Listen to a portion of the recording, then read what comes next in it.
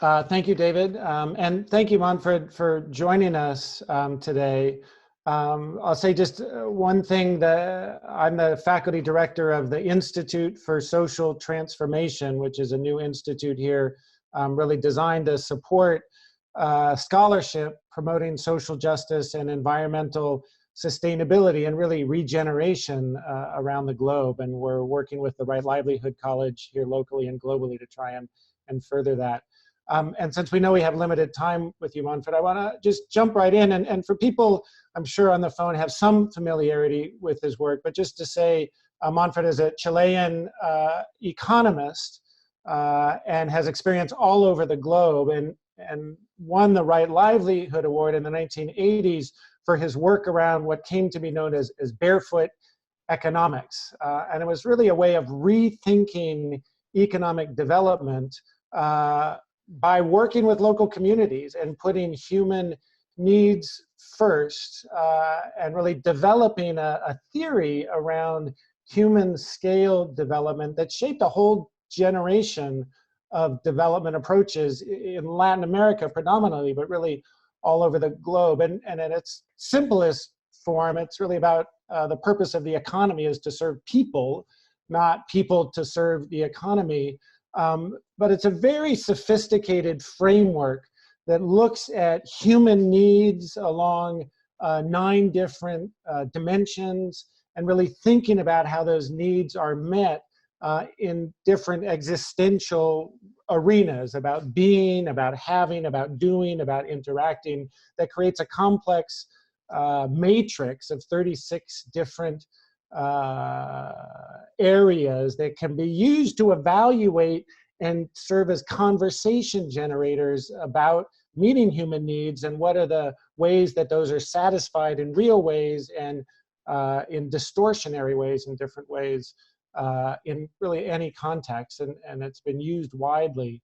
And so, Manfred, I want to ask you, as you reflect on your work on human scale development over the last, almost half a century now, as I was reading again human scale development in preparation for this, I was struck by how prescient your comments are and how applicable your critiques of sort of dominant approaches and the limitations of our economic frameworks are today, that are just as accurate today as they were 40 and 50 years ago. So I wonder if you could just reflect a bit on your own thinking and evolution, and how you see your work on human scale development applying to today's world. Well, it has been a long journey, and to a great degree, at least half of it, pretty lonely, with very few people. We created human scale development, as you said, about 50 years ago. And the reason was that I came to the conclusion that economics, traditional economics, had really nothing to do with the reality, the real life of people. There was, and still is to a great degree, the obsession of growth, and the more you grow, the better. And I asked myself, why should it be better? Why? What's the point? So we said, the economics we need is an economics that deals with the fundamental human needs of human beings. Are those fundamental needs adequately satisfied through the contribution of economics in the areas in which, of course, economics can contribute? Economics doesn't cover everything, but it is tremendously important. And then we began, thinking about that, and said, well, yeah, human needs. Well, but what are human needs? And there was still, in those days, and in many places still today, the wrong belief, well, but needs can be infinite. And we came to the conclusion that that's a mistake. Fundamental human needs are few and classifiable. And the important thing is that they are the same needs for everybody in every culture and every historical period. Needs do not change And we made a list of 9 fundamental human needs, which is subsistence, cooperation, understanding, idleness, creation, freedom, etc., etc. But I don't have them all. It's 9 fundamental human needs. I will post the 9 in the chat button so people can see them specifically. What? I'm just posting the 9 categories in the chat box so people can see them. Yeah, okay. Okay. Well, the point is then that economics has to do or must be concerned to contribute to the satisfaction of these fundamental human needs. And that means, of course, a completely different economics to the traditional growth economics. Again, the Chicago School economics. This is something totally different. As you mentioned, en passant a while ago, this is an economics to serve the people and not, as it is the tradition, the people serving the economy. As I said, this has been a long trip, and I would say that in the last few years, the impact has grown enormously. And there are many universities now that have reformulated their teaching of economics and are including the principles of human scale. And that is extremely important. In other words, I mean, the role of the university can be decisive. Because the more economists that graduate, that have a consciousness about the duty of economics to contribute to the satisfaction of human needs, and not just to growth and material aspects, is of extreme importance. So that's the situation. We organized here now in our university a master's degree, which has been very successful and has many foreign students from other Latin American countries, and even from Germany and France. We have had students about human scale development and ecological economics. And that is going very well. We are now with the 7th group, so we started 7 years ago. And the interesting thing is that all the ones that graduate stick together, with the previous groups, and they are organizing an international system around the concept of human scale development. And this is very interesting. They even have a publication that comes out every 2 or 3 months with actions, activities that are related to human scale in different parts of the world. And there is an important number of people who are already interested and working.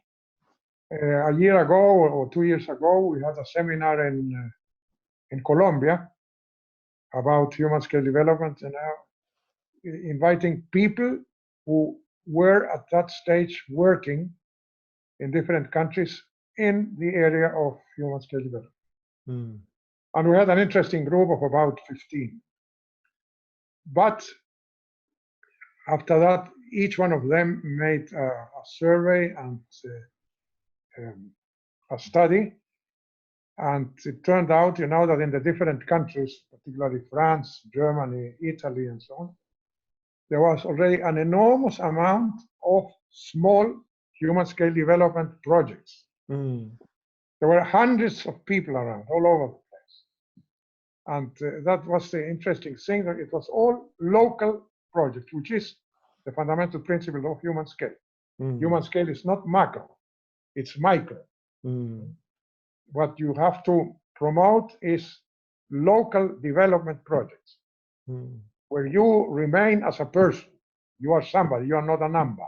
And the macro is the association of many, many hundreds of micros.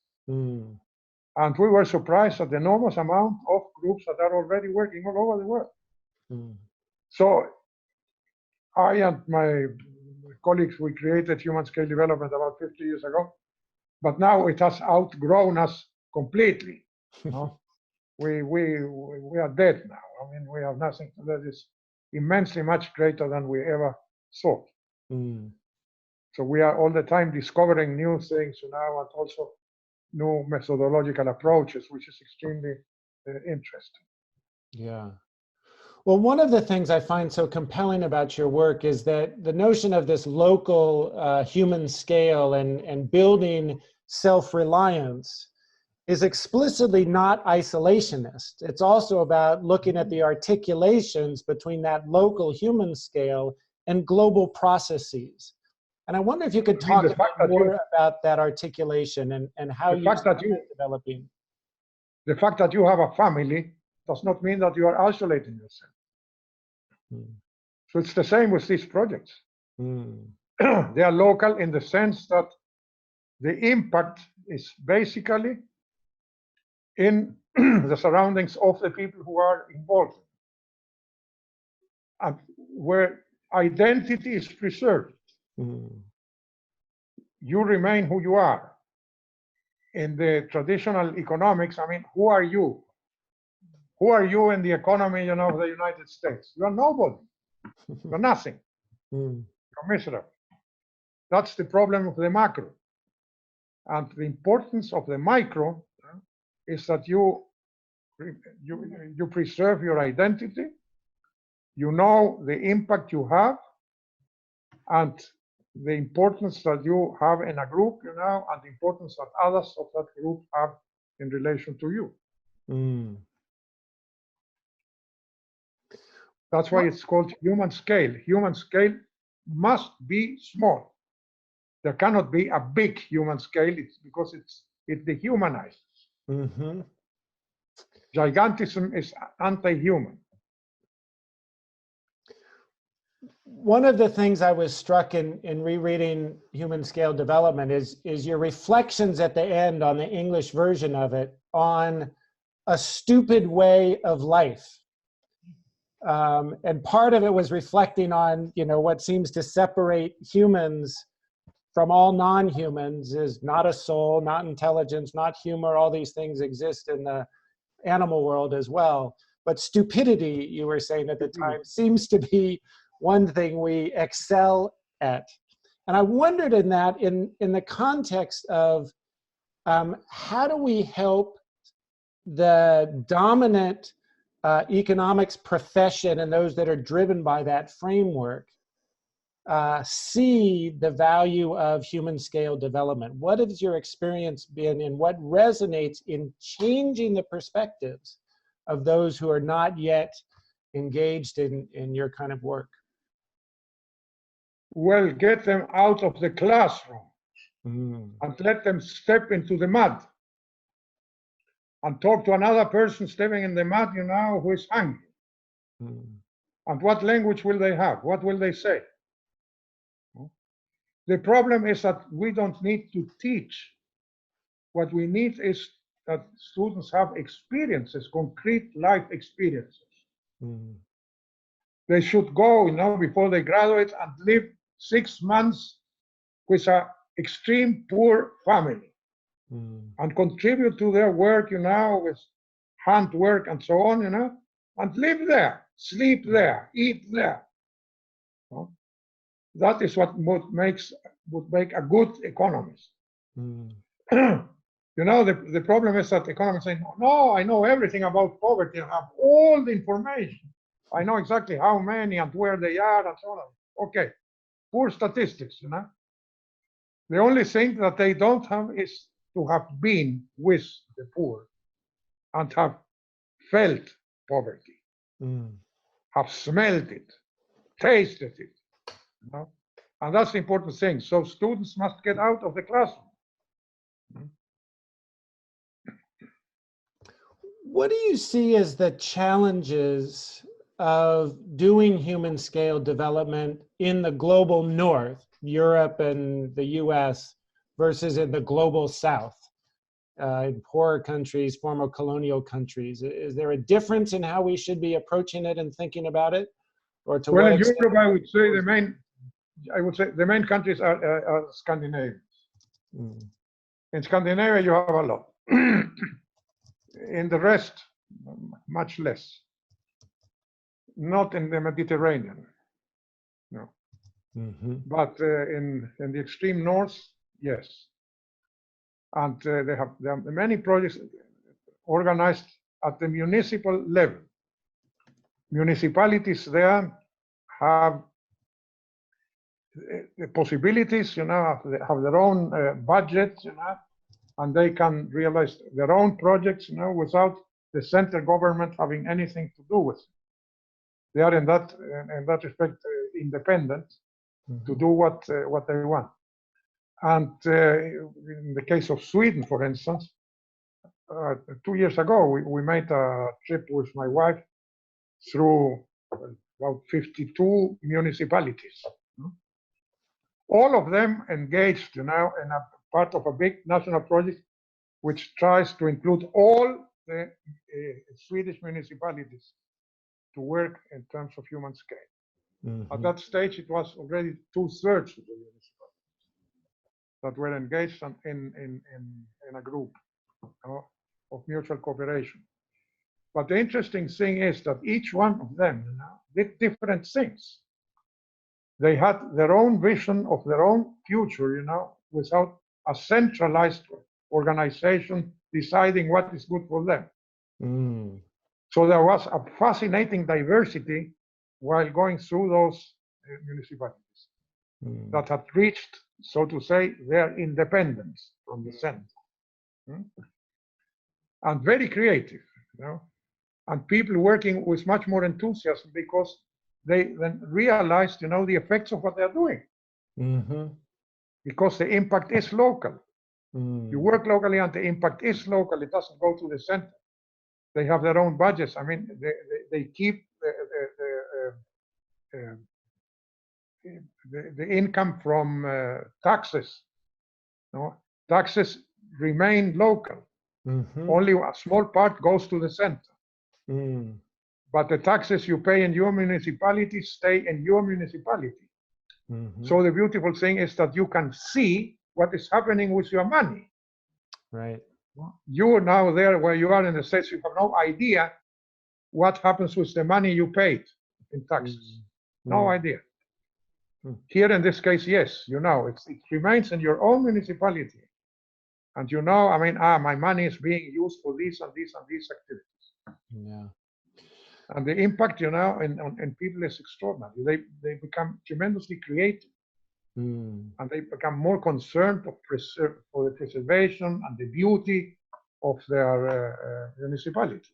And through this process, several municipalities sort of tend to specialize in certain areas.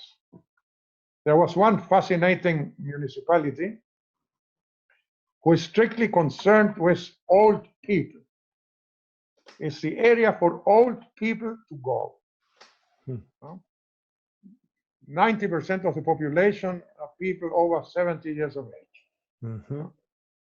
And everything is organized, for them. And they have managed to collect an enormous amount of the best sculptures in Sweden. And they have a park with about 150 fantastic sculptures, beautiful gardens, and so on and so forth. And all the housing is concretely designed for the benefit of older people, so that they can be self-sufficient, and move around without any problem. The streets, everything, even the gardens. People walking around in a park, and then you see some stones in the morning, and from the stones there's some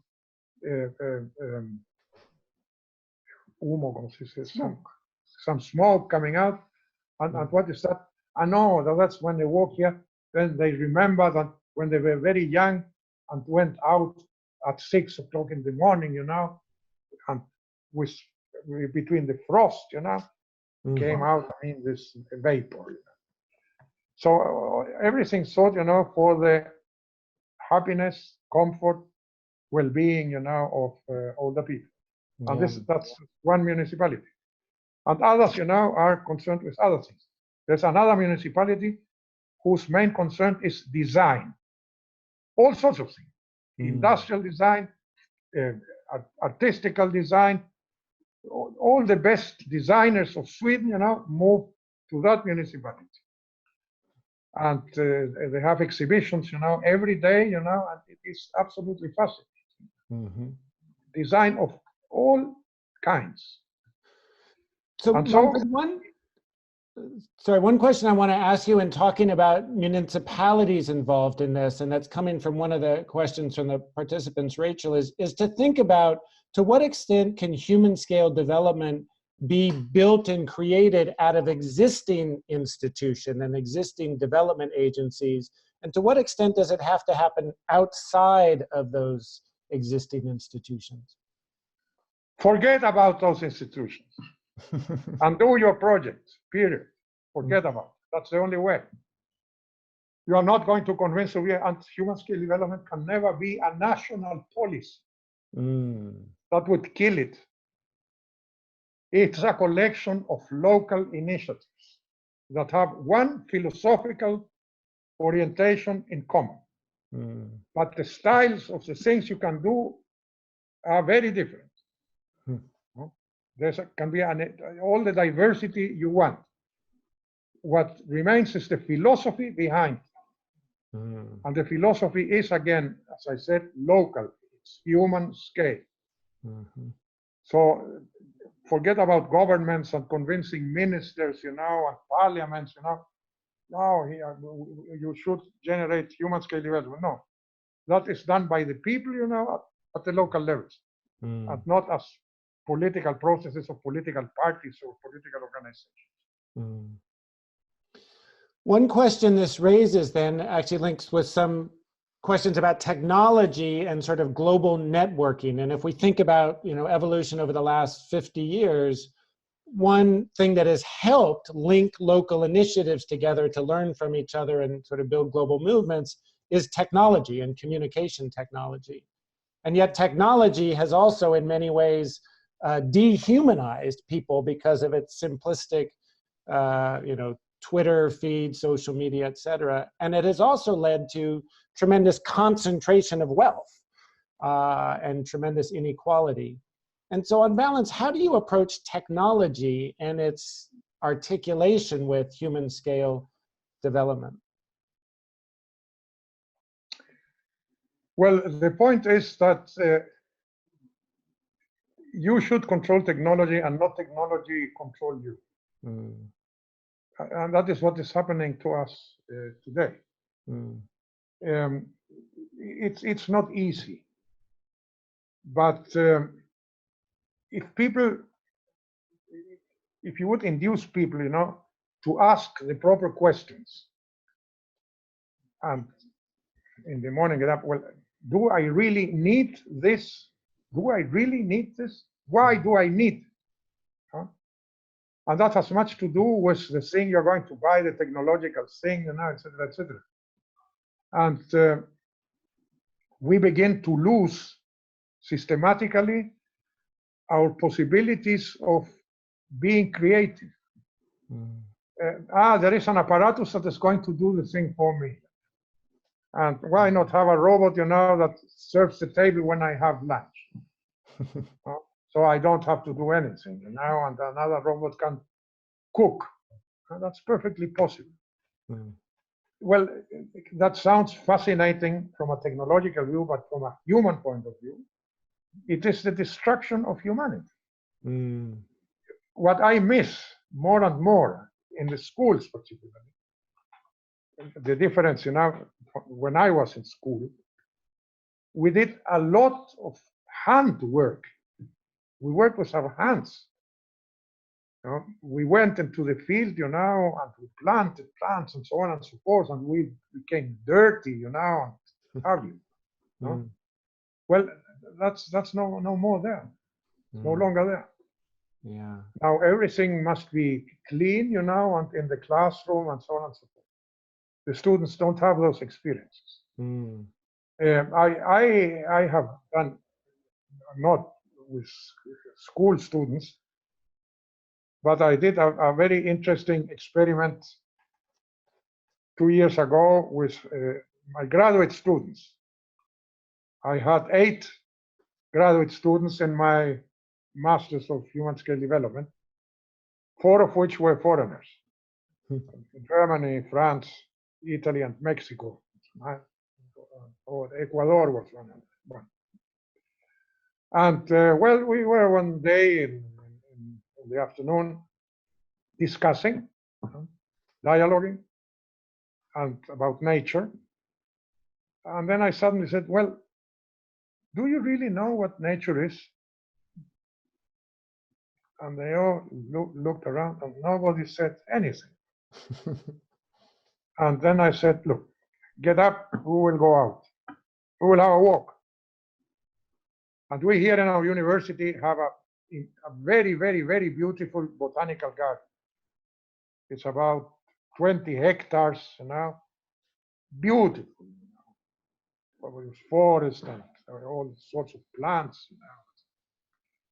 So we went to have a walk to the botanical garden. And when we got there at the entrance, I said, well, now nobody says a single word, total silence. And we will walk for 40 minutes, but in total and absolute silence. Now get out your antennas, you know, and feel, smell, hear the noises of the environment, etc., but not a word. Well, and we did. And after 40 minutes, we stopped in a very nice, beautiful place. There were some big trees and some smaller plants and flowers. This was in spring, you know? Very beautiful. And then I said, well, each one of you now, without saying it to anybody else, just for you, choose a plant or a tree, whichever you want, for you. No? Yeah. You choose this one, you choose this one. Don't tell anybody what you chose. Okay? Now, after 5 minutes, I said, yeah, okay, did you make your choice? Yes, yeah, okay. Now, get up a piece of paper. Write down. Because I come from the ground, I originated from a seed. Okay, did you write that sentence? Yes, okay. Now you go home. And in 2 weeks, you will bring me a writing. And the writing is going to be the autobiography of the tree or plant you chose. You are the tree. And you will write your autobiography. If you are this tree here, well, you are the tree and you will write your autobiography using I, not thee or it, I. From the moment you were born, you know, until how the plant is now. And you will tell all your life up to the point in which you are now. I repeat, autobiography. I wasn't sure what was going to happen. I mean, I said, well, this is going to be a nice, probably irrelevant experiment. Well, 2 weeks later, I got the 8 essays. And I must say, up to this day, it's the 8 most beautiful essays I have ever received in my academic life, ever. When my wife began reading it, she began to cry. Fantastic, incredibly beautiful. And then we got together and I told them, you know, I thought that really the essays were really beautiful. And I asked them, well, what is your relationship with nature now? Is it the same as 2 weeks ago? No, no, no, no. They changed completely because for a moment they were nature. They. And that experience changed their life. That's a great story. Today around that, what you did, was fantastic. I'm a different person. Yeah. Now I see the plants, that I understand them. I have learned the language. I can talk to the plants now. Beautiful. So those are things that we can do. Sorry. I know we're running out of time with you. I did want to ask you one other question, if you're willing, which is coming from David, actually, which is, at this stage in your life and your career, what are the questions you're asking? Like, really, what's the edge of your own learning right now? Well, let me understand. You ask me, what are the questions I am making to myself now? Yes. What is, David's language, I think, is useful, is what is the edge of your own learning? What is new for you? What are the new questions you're asking at this moment? Why I am not dead? That's one of the big questions. What am I still doing around? Should I be here still? In the sense of, well, it's funny. You are also getting older, but I am older than you. It's funny the feelings you develop. That sensation of a very special kind of loneliness. But it is a very meaningful loneliness.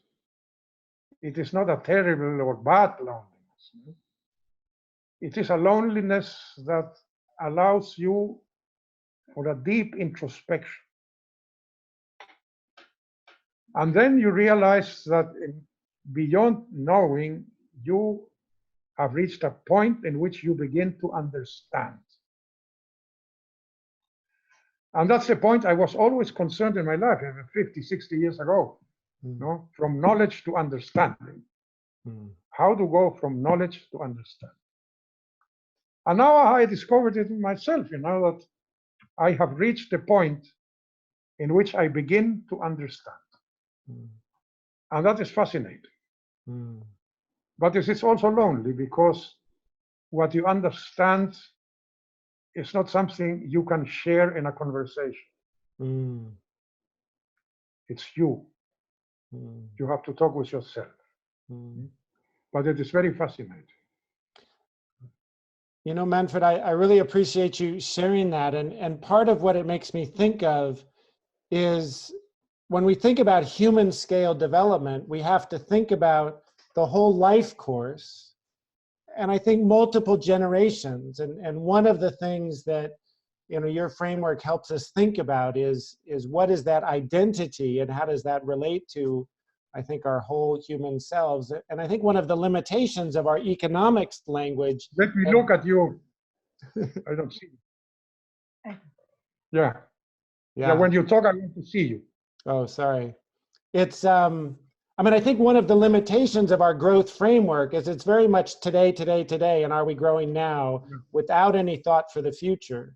And being able to reflect on what are your insights, at your point in your life and career, and what does that mean for younger generations today, and understanding that, I think is very powerful. Yeah, that's what I said. What we are living in order to accumulate knowledge and information. These things through which we are talking here, the computers, to accumulate as much information as possible. And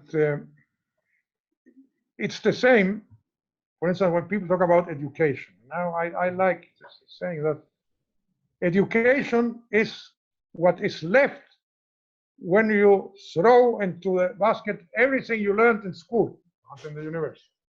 What remains is education. So education cannot be taught. Mm. And in this case, it's the same. Understanding, you know, means that you really can talk to yourself with meaning. Mm. I want to, you said you had a half hour with us and we're at the end of that half hour. So I just want to express our appreciation for you spending the time with us. David and I are very much looking forward to being with you in person in August, learning more about the work that's going on there in your master's in human scale development and ecological economics. And I hope well, you will talk to the students when yes. you come. No? That's of course. No, I'm very happy that you're coming, and we will have a good time. You can be sure. Satisfaction guaranteed, or your money back. A real pleasure. Okay. Okay. Thank you. Thank you so much for being with us. Thank you for your interest, both of you. All the best. All the best. See you soon. And everyone else, we can stay on the line. Okay. All the best. Bye-bye.